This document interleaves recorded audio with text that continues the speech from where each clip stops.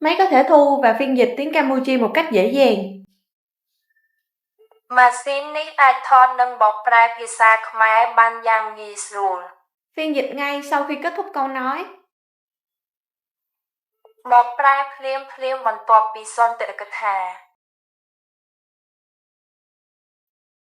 Với sự phát triển của công nghệ, nhiều máy phiên dịch hiện nay có thể lưu lại lịch sử hội thoại.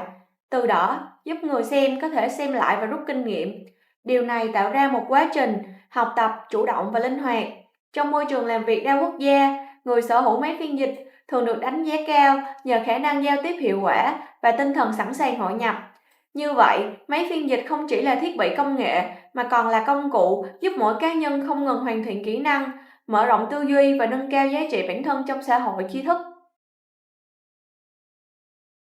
ជាមួយនឹងការអភិវឌ្ឍបច្ចេកវិទ្យាអ្នកបកប្រែជាច្រើនឥឡូវនេះអាចរក្សាទុកប្រវត្តិនៃការសន្ទនាដើម្បីជួយទស្សនិកជនពិនិត្យមើលនិងរៀន នេះបង្កើតដំណើរការរៀនសូត្រសកម្មនិងអាចបត់បែនបាននៅក្នុងបរិយាកាសការងារឆ្លងប្រទេស មនុស្សដែលមានម៉ាស៊ីនបកប្រែជាធម្មតាត្រូវបានគេកោតសរសើរចំពោះសមត្ថភាពរបស់ពួកគេក្នុងការទំនាក់ទំនងប្រកបដោយប្រសិទ្ធភាពនិងឆន្ទៈក្នុងការធ្វើសមាហរណកម្មនេះ